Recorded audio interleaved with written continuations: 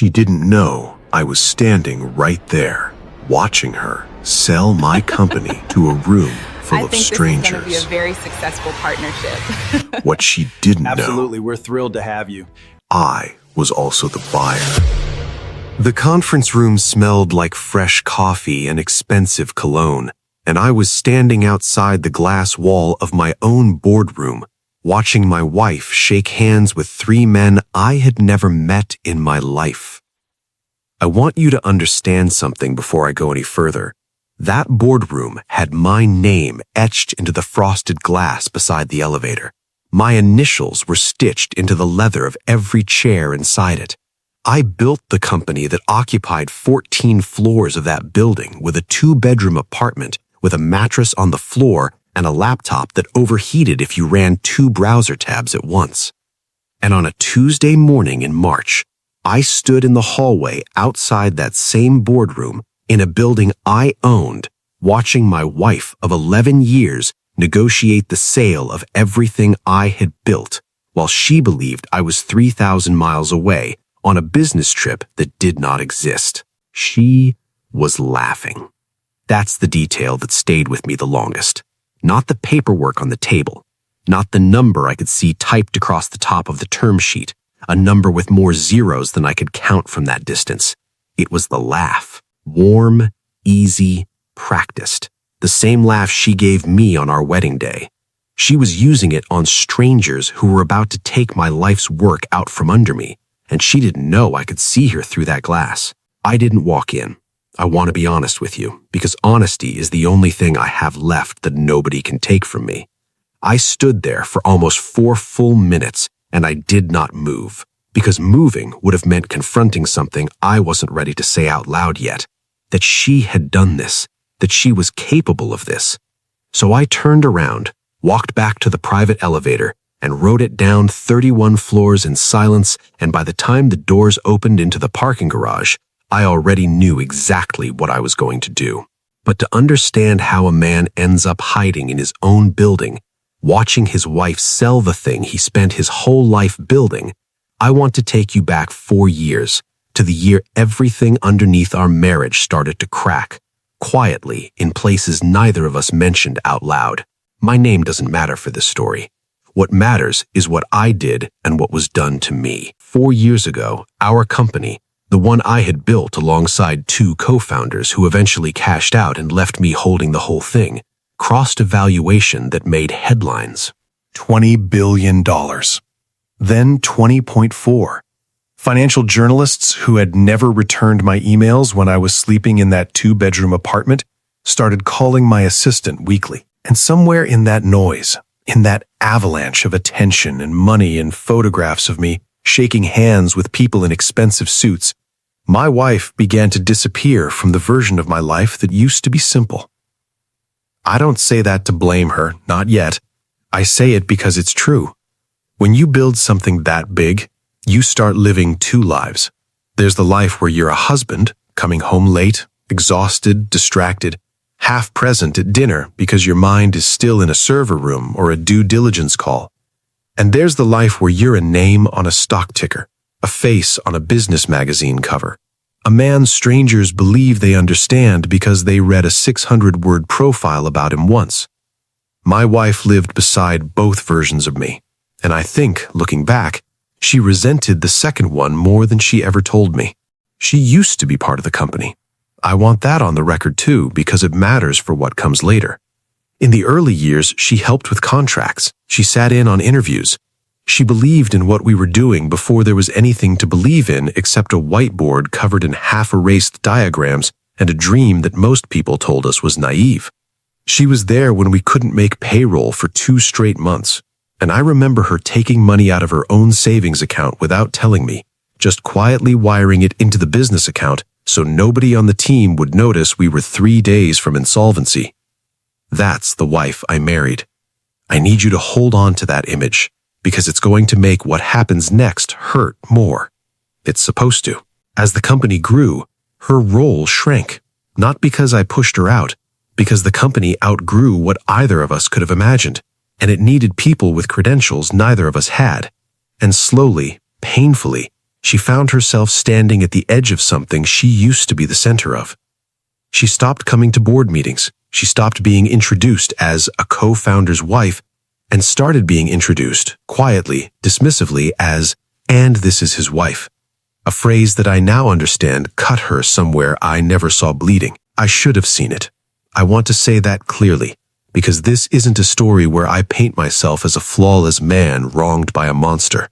I missed things. I missed the night she sat alone at a gala we hosted, watching me get pulled into conversation after conversation, watching people who used to barely acknowledge her now angling to get close to me through her. I missed the comment she made once, so quiet I almost didn't catch it, when a reporter asked her what it felt like to be married to a visionary.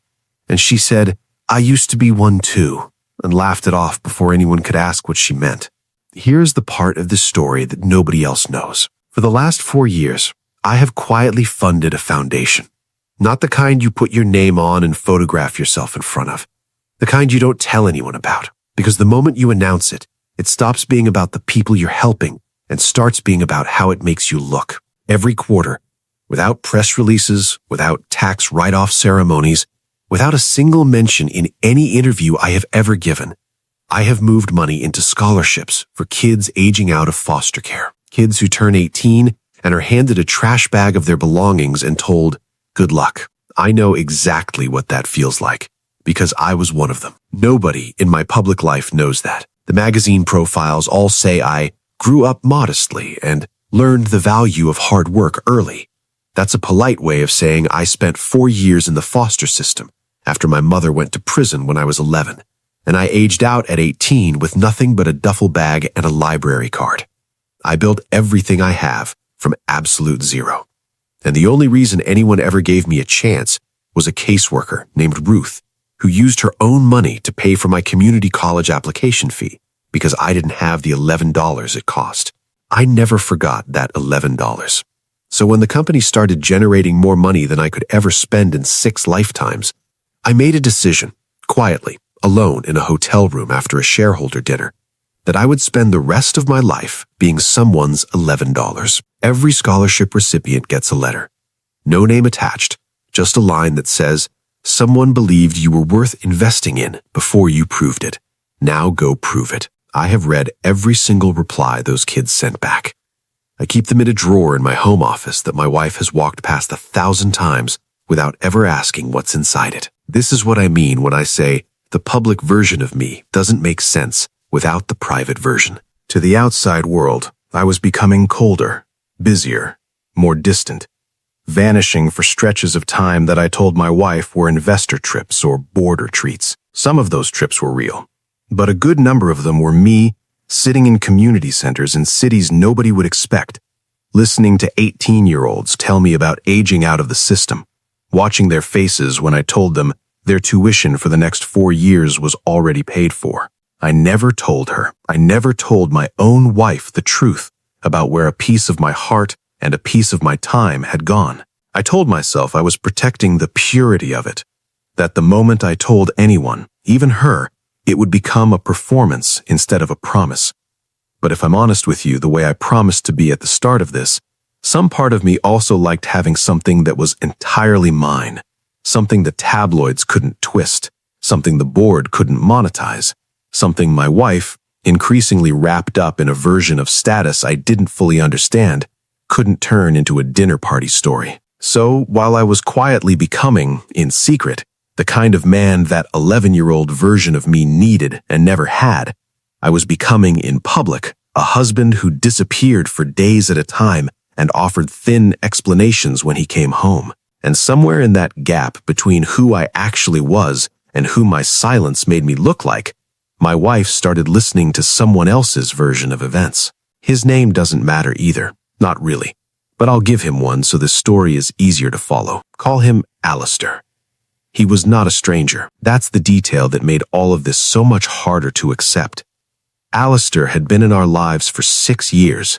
He was the husband of one of my wife's closest friends from college, a man who showed up at every anniversary dinner, every holiday, every quiet Sunday barbecue where the 4 of us sat around a fire pit and talked about nothing important.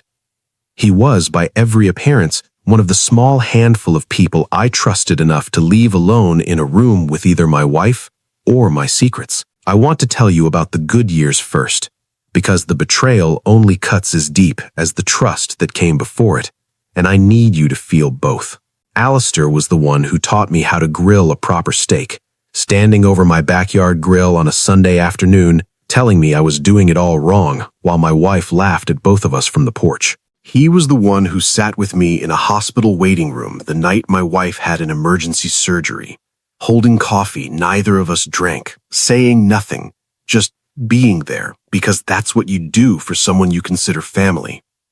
When the company had its first real financial scare, back before anyone had heard our name, Alistair was one of 3 people outside my co-founders who knew, and he never breathed a word of it to anyone, not even his own wife. I trusted him with my most vulnerable moments, and somewhere in the years that followed, while I was becoming distant and my wife was becoming resentful, Alistair became the person she talked to instead of me.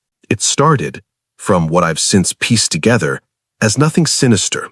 Coffee when I was traveling, a shoulder during an argument we'd had, the kind of closeness that looks like friendship right up until it doesn't. But underneath that friendship, something else was growing. Something that had less to do with romance and everything to do with money. Alistair had built and lost 2 companies of his own, both times spectacularly, publicly, humiliatingly. He watched me, a man he considered a friend, succeed at the exact thing he had failed at twice. And I believe, though I will never know his heart the way I knew his handshake, that every year of my success curdled something in him a little further. Jealousy doesn't always look like hatred. Sometimes it looks like generosity with a hook buried inside it. Sometimes it looks like a friend who is always available to listen precisely because he's waiting for the moment your marriage cracks wide enough for him to climb inside it.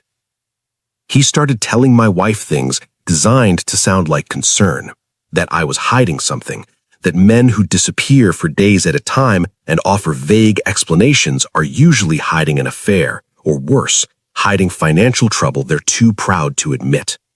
He planted the seed, carefully, patiently, that my foundation trips, the ones I could never fully explain, were actually signs that the company was in secret decline, and I was quietly siphoning funds before the collapse became public. It was a lie, built entirely out of the shape of my silence.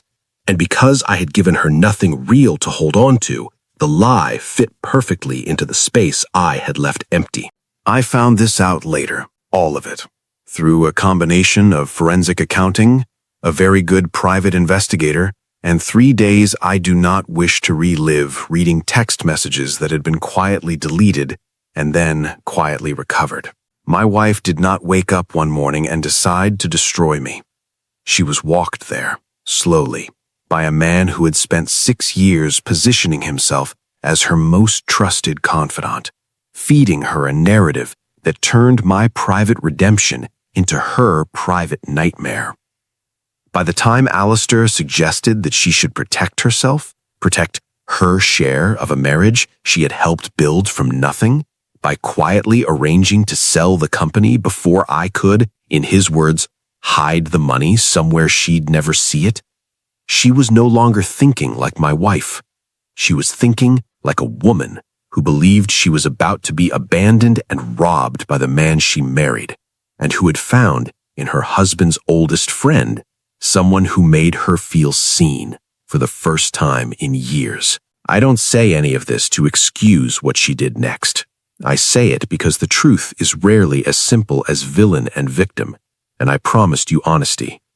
But I also need you to understand something clearly.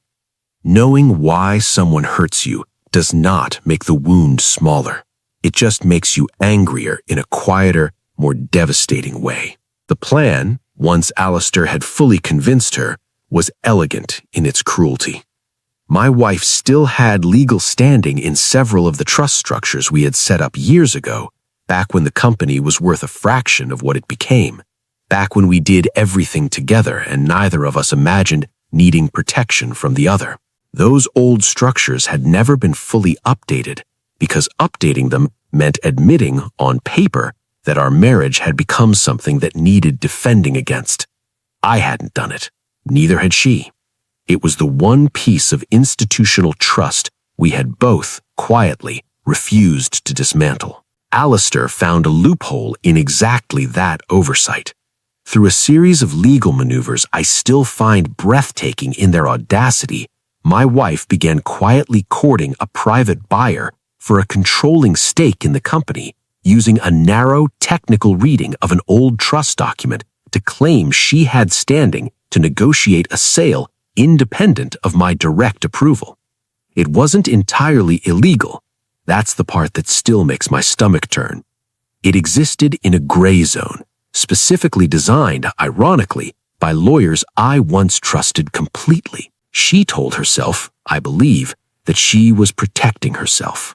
That if the marriage was ending, if I was hiding money and hiding a double life, as Alistair had convinced her I was, then she was simply making sure she wasn't left with nothing after 11 years of building this life alongside me. Alistair told her the buyers he'd connected her with, a private equity consortium with international backing, would move fast, quietly, before I could hide assets or call in favors to stop her. What none of them knew, what nobody outside 3 people on this entire planet knew, was that I had already found out.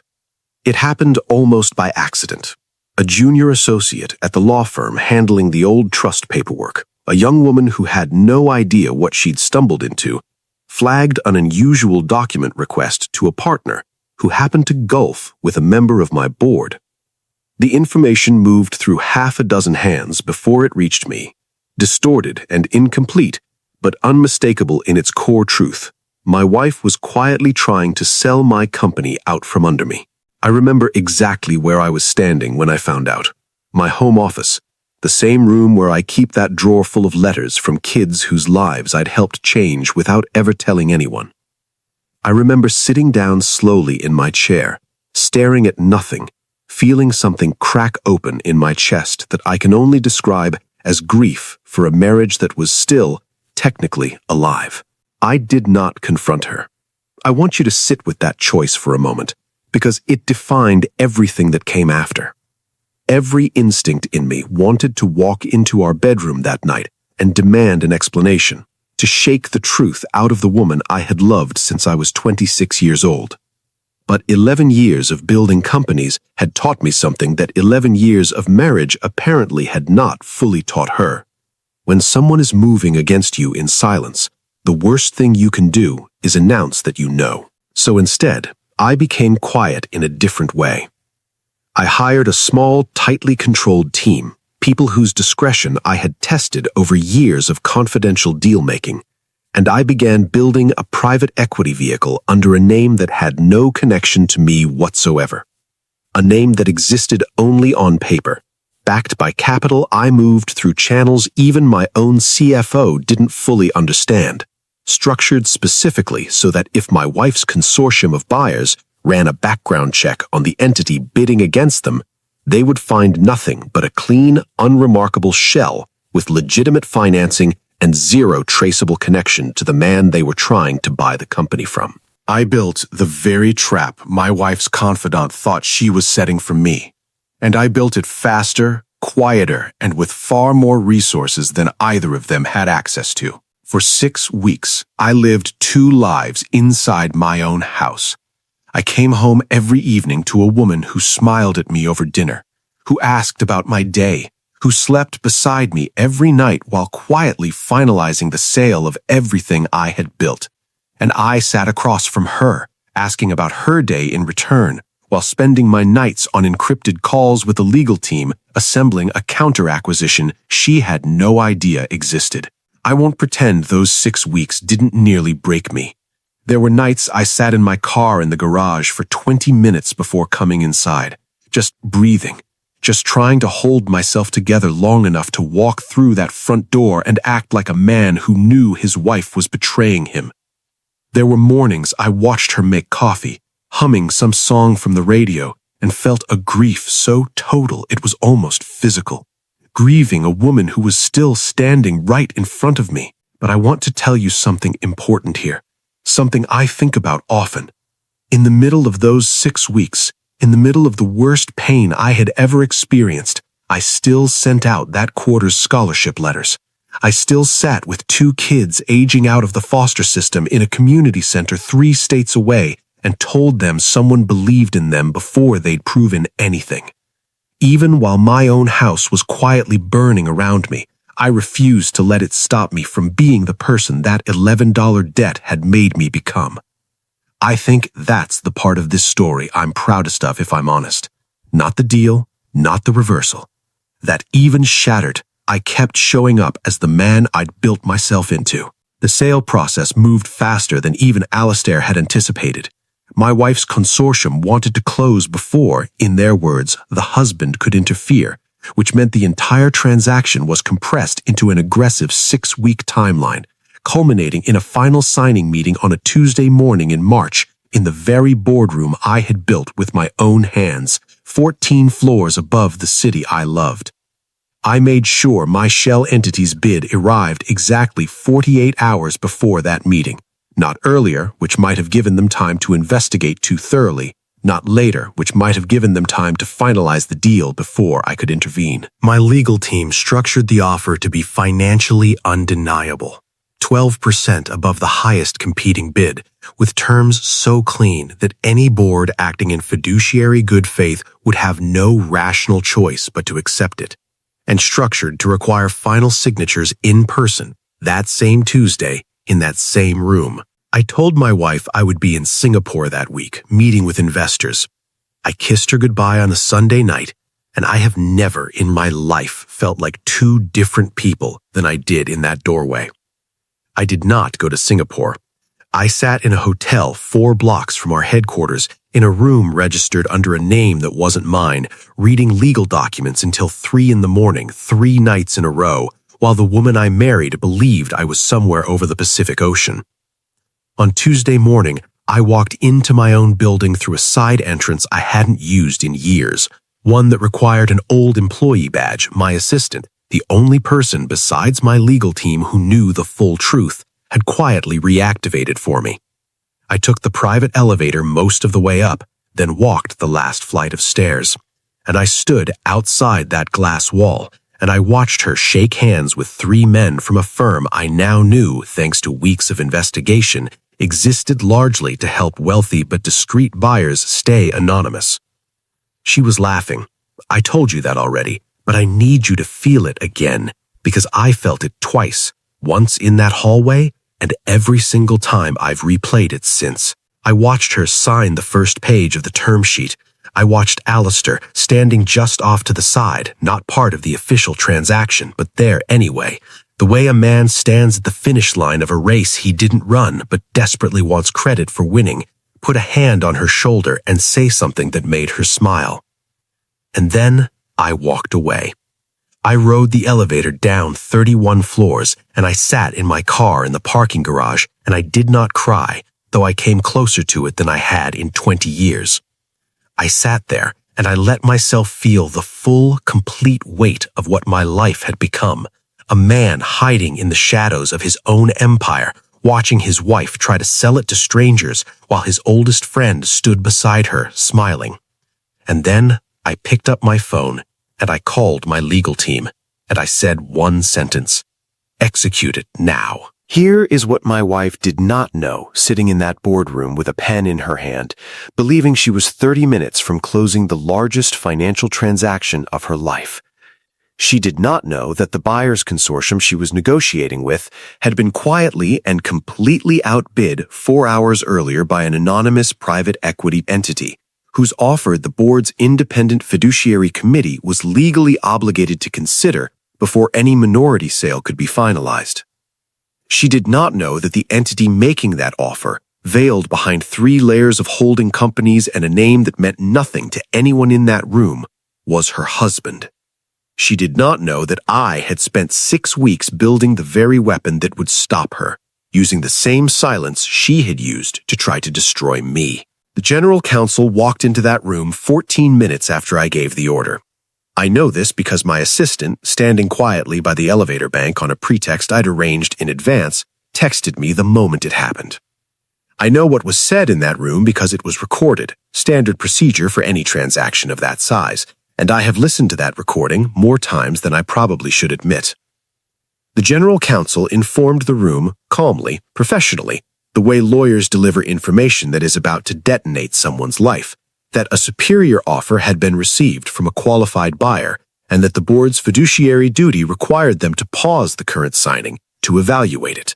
My wife, I'm told, went pale. Not from fear of losing money, at least not yet. From fear of being caught in something she was, on some level, always aware could unravel. She asked who the buyer was. The general counsel, following instructions I had given him myself, said the buyer's identity would be disclosed upon completion of the competing offers review, in accordance with standard confidentiality protocols. Which was true. It was also, I'll admit, the most satisfying sentence I have ever paid a lawyer to say on my behalf. I stood outside that boardroom for a second time that day, this time not hiding, this time standing in plain sight in the hallway with my legal team beside me, and I watched, through that same glass wall, as my wife realized piece by piece, expression by expression, that something had gone catastrophically wrong with a plan she had trusted a man who was not her husband to help her execute. Alistair was the one who saw me first. I remember his face very precisely. It went through 3 distinct stages in the span of about 4 seconds. Confusion, because he had been told by my wife that I was in Singapore. Recognition, as he understood exactly what my presence in that hallway meant. And then something that I can only describe as the face of a man watching 2 years of careful, patient manipulation collapse in real time. Because he understood, faster than my wife did, exactly whose company had just outbid hers. My wife turned around because she saw his face change, and she followed his eyes to the glass wall, and she saw me standing there. I did not smile. I want to be honest about that too. This wasn't a moment of triumphant satisfaction. It was the moment 2 people who had built 11 years of a life together looked at each other across a pane of glass, both of them finally seeing the other with total clarity for the first time in longer than either of us wanted to admit. I walked into that boardroom. I remember every step of it, the specific silence that falls over a room of powerful people who suddenly understand they are witnessing something they weren't invited to witness. I remember the 3 men from the buying consortium, men my wife had trusted with the sale of my life's work, looking between us with the particular discomfort of strangers realizing they've walked into someone else's marriage instead of a business deal. I sat down across from my wife. I did not raise my voice. I want that understood clearly, because I think there's a version of this story where I scream, where I demand answers in front of everyone, where I let 11 years of hurt come pouring out across a conference table. I didn't do that. I had spent 6 weeks becoming a different kind of dangerous, the quiet kind, and I wasn't about to abandon it in the final 10 minutes. You were selling my company, I said, while telling me you loved me every night. She started to explain about Alistair, about what he'd told her, about the hidden trips, about believing I was preparing to leave her and take everything with me. I let her finish, every word of it, because even in that moment, some part of me needed to hear the shape of the lie that had convinced her to do this. When she finished, I looked at Alistair, still standing near the door, and I said something I had planned for exactly this moment. Something sarcastic enough that I'll admit I'd rehearsed it more than once in that hotel room at 3 a.m. You spent 6 years pretending to be my friend so you could convince my wife I was secretly hiding money, I said. And the whole time, the only person in this room secretly hiding a private equity firm was me. I just used mine to buy my own company back. What exactly did you build, Alistair, besides 2 bankruptcies and this? I wish you could have seen his face. I wish, honestly, everyone watching this could see it, because words don't fully capture what it looks like when a man realizes in front of witnesses that every calculated move he made for 2 years has been quietly outmatched by someone he underestimated completely. The board's fiduciary committee reviewed my offer over the following 90 minutes, though the outcome was never genuinely in doubt. My bid wasn't just financially superior. It came from a buyer who, once identity was formally disclosed as required by the closing documents, was revealed to already hold founding equity and full operational history with the company, which eliminated virtually every integration risk the board would have had to weigh against my wife's outside consortium. In plain terms, it wasn't close. I didn't just outbid her. I made her deal look, on paper, like the reckless decision it always was. The company stayed mine, fully, cleanly, legally mine, with paperwork so thorough that even the most aggressive lawyer my wife could have hired would have found nothing to contest. In that specific moment, sitting in that boardroom, the deal itself felt almost secondary. What I felt, more than anything, was the specific, complicated grief of realizing that the woman across the table from me had been willing to let me lose everything based on lies told by a man neither of us should have trusted as much as we did. The consequences came quickly after that, and I'll admit, in the days immediately following, I let myself indulge a version of justice I'm not entirely proud of. I made sure, through channels that were entirely legal but undeniably calculated, that Alistair's role in orchestrating the failed sale became known within circles that mattered to him, not through some public smear campaign, nothing so crude, simply through quiet, factual conversations with the exact people whose respect he had spent years courting, the investors and colleagues he'd hoped one day would fund his third attempt at a company after 2 very public failures. Word travels fast in small, wealthy circles, and the word that traveled was simple and devastating. He tried to manipulate his best friend's wife into betraying her husband using lies in order to feel powerful next to a success he could never replicate himself. His third company never got funded. I understand he moved to another city entirely within the year.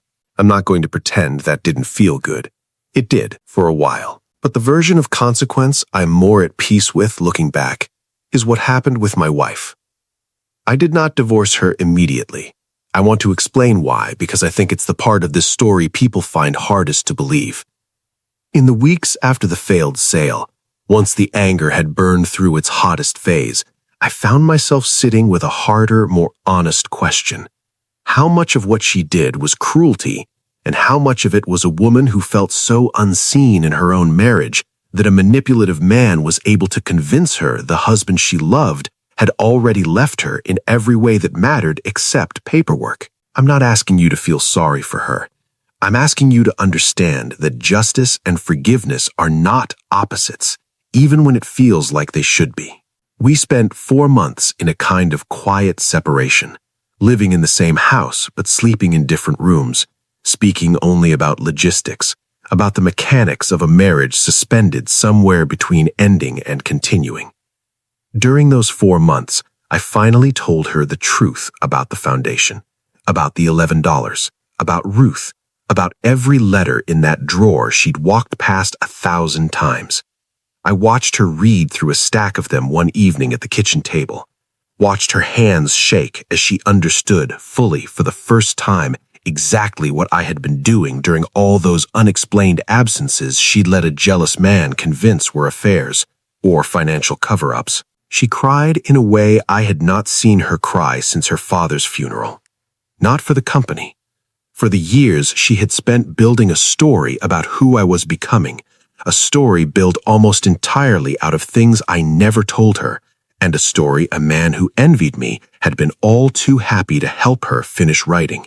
I won't tell you we simply went back to how things were before, because that would be a lie.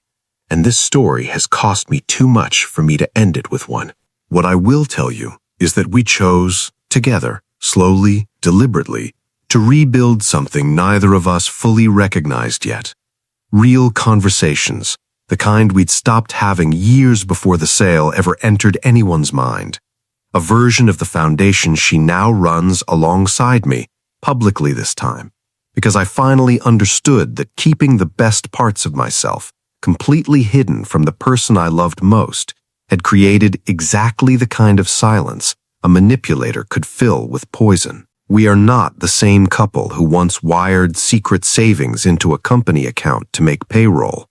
We are, I think, something more honest than that, forged by the worst 6 weeks either of us has ever lived through. Here is what I want you to take from this, whatever you're carrying today, whatever silence you might be sitting inside of in your own life, whether it's a marriage, a friendship, a business, or simply the private version of yourself that nobody else has ever fully seen.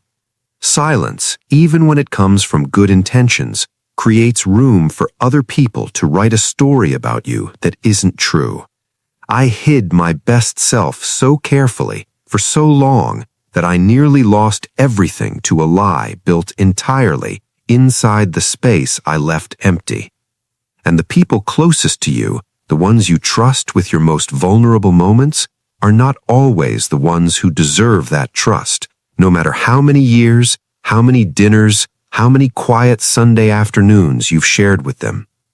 But I also want you to hear this, because it matters just as much. The person who hurts you is not always your enemy for life. Sometimes they are simply a person who got lost, who let someone else's poison convince them of a lie about you, and who deserves, after real accountability and real truth, a chance to find their way back. I built an empire out of $11 and a stranger's belief that I was worth investing in.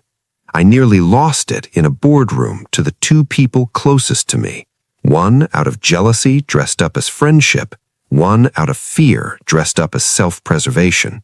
And I got it back, not through anger, but through patience, silence used correctly instead of silence used as a hiding place, and a willingness to fight quietly for what mattered instead of loudly for what felt good in the moment. If there is one thing I hope you remember after this, let it be this. The people who whispered doubts about you into someone else's ear are rarely acting out of love. And the truest way to protect what you've built, whether it's a company, a marriage, or simply your own name, is to make sure the people closest to you never have to guess who you really are. I was the buyer the whole time. I just needed the world and the woman I loved to stop looking for me in the wrong room. Thanks for watching. This story was made and produced by Akavox. And don't forget to like and subscribe.